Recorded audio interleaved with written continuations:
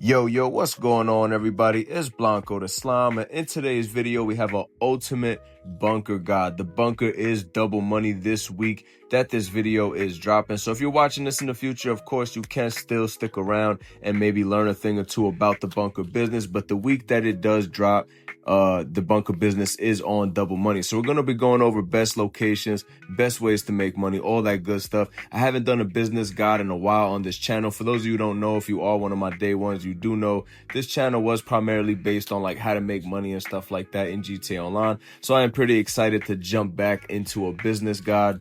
Again, we haven't done one of these in a while. If you do enjoy the video, of course, hit it with a thumbs up. If you are new, hit the subscribe button and also turn the bell notifications on so you can stay up to date with all uploads, because I do upload pretty consistently here on the channel.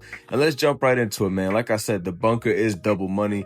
You can make tons of money this week, and it's really good, man. Make sure you grab a bunker. They are 30% off. You want to head over to the Maze Bank website.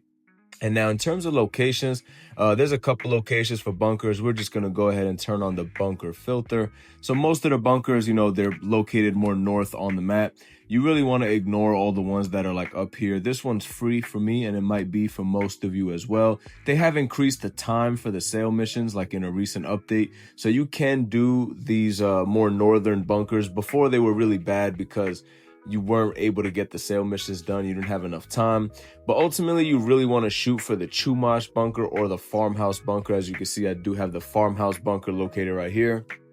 These are decent as well, but really, you really want to shoot for that Chumash or farmhouse bunker. The community will debate back and forth on which one is better. I guess leave a comment down below if you're team Chumash or team farmhouse bunker. I'm pretty sure it's probably going to be a 50-50 split because, you know, people will swear by both of them. So I don't really think you could go wrong with either one. Now, in terms of the customizations, the personal headquarters, you're definitely going to want to get because it does give you a spawn location in your bunker. So it will help you, you know, with traversal things and, you know, being able to move back and forth between your businesses and check on your profits, check on, you know, your supplies. The shooting range, you really don't need. The gun locker, you don't need. You can get in other businesses. And this transportation right here, I definitely suggest you avoid at all costs. It's literally slower than running. You could literally run faster in your bunker than you can move around with this transportation. So really, out of all the upgrades that are discounted this week, I would only really recommend personal headquarters. But if you really want some of the other ones, you can. But just know it is purely cosmetic. Now, moving on to some of the features that come with the bunker business before we jump into the actual sales and how much money we can make. This truck right here, every 48 minutes, you can make $50,000, similar to your export goods, you know, missions in your CEO cargo warehouses, offices, excuse me. So every 48 minutes, you can make 50,000 with like a 5-minute delivery mission, which is pretty decent. This location right here in the back of the bunker is to store your mobile operations center. Unfortunately, I don't own one. I don't really see a need to own one, to be honest. But if you do own one, you can customize it right here. And the vehicle workshop is located right there. So that is pretty cool if you do own a mobile operations center. But now let's move on into the meat and potatoes of this business, which will be located right here at our good old laptop. So once you purchase your bunker and get everything up and running, of course, you will have access to this laptop where you can see we have the option to resupply. Don't ever steal supplies. It takes way too long and it's really not worth it. I always pay the $75,000 or use the stash house method, where obviously you have all your other businesses filled with supplies. Keep this one empty. You go do a stash house. It will automatically fill your bunker if you really don't want to spend the $75K. But it will cost $75K for a full supply meter, and I would usually purchase it. You could also get research done to unlock different types of ammo and also like weapons for vehicles and stuff like that. Then selling stock, obviously you will make more for selling to Los Santos, similar to some of the MC businesses. You know, obviously selling to the other side of the map is how you make more money. So you definitely want to sell to Los Santos whenever you are selling with your bunker, because that is how you're going to maximize profits. Or you could play it safe and sell to Blaine County, but I really don't think you should. The next step, you can manage your staff. Of course, assigning staff to manufacturing is simply for money and profits. Assigning them to research is for those research missions for the ammo types and vehicle weapons, as I mentioned before. And then you could assign staff to both where it splits it. But I think when it's double money especially, you should assign staff to manufacturing, as you see I have right there. Next up, we do have some upgrades you can buy, which are also 30% off.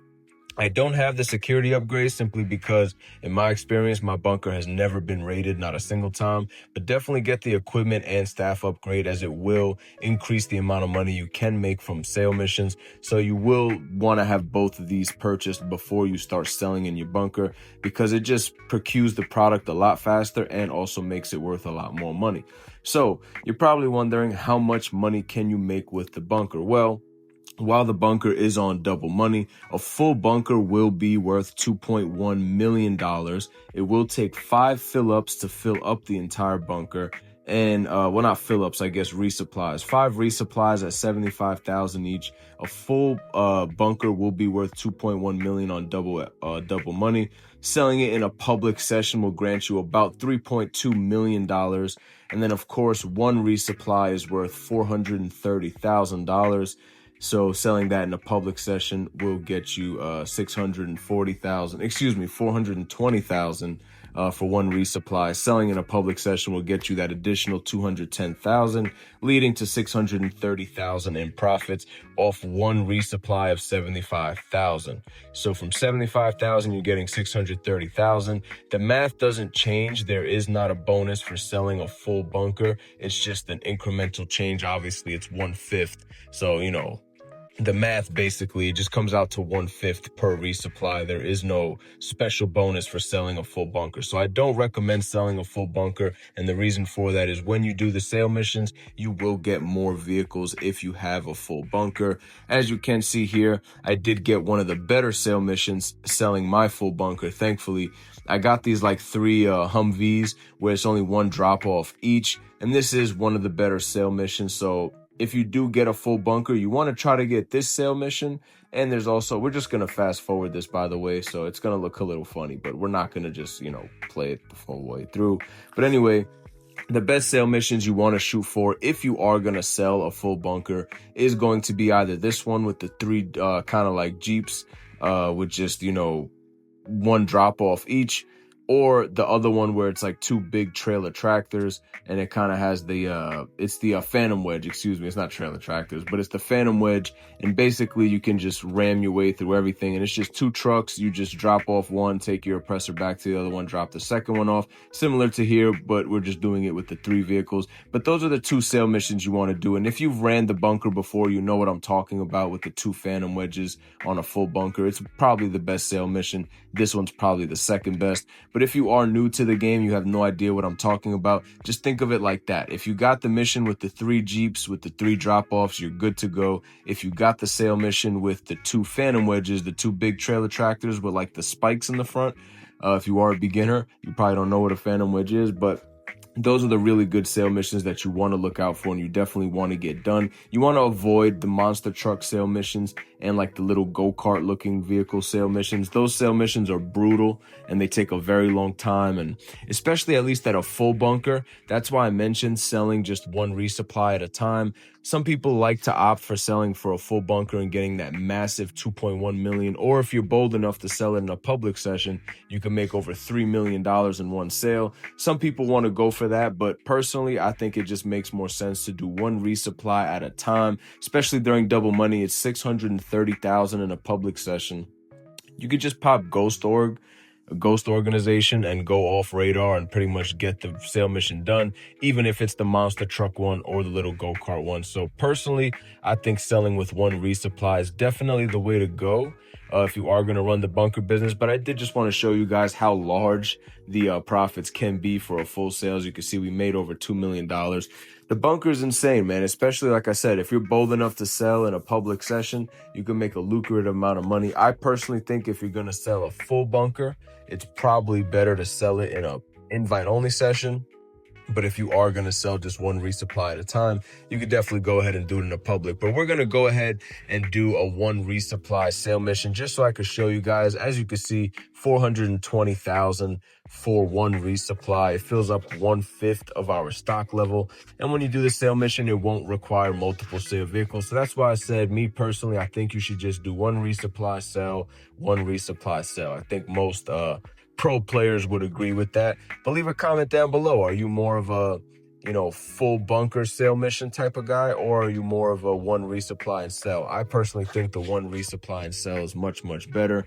And again, in terms of location, the reason I like the farmhouse bunker is Rockstar made it so that the global signal doesn't go off for a whole minute now. And with the farmhouse bunker, it just seems like by the time the global signal goes off, you pretty much make it all the way out this dirt road and onto the highway, and you're pretty much almost already done with the sale mission essentially. So a lot of people say, why do I like the farmhouse over Chumash? I would say that's personally why I go farmhouse over Chumash. Is I just like the easy access to the highway, and I feel like the sale missions are just slightly closer than the Chumash one. But that's just me. It's personal preference. I'm sure Chumash is a pretty fine bunker, but I just ended up going with farmhouse. But anyway, we're gonna fast forward this part as well.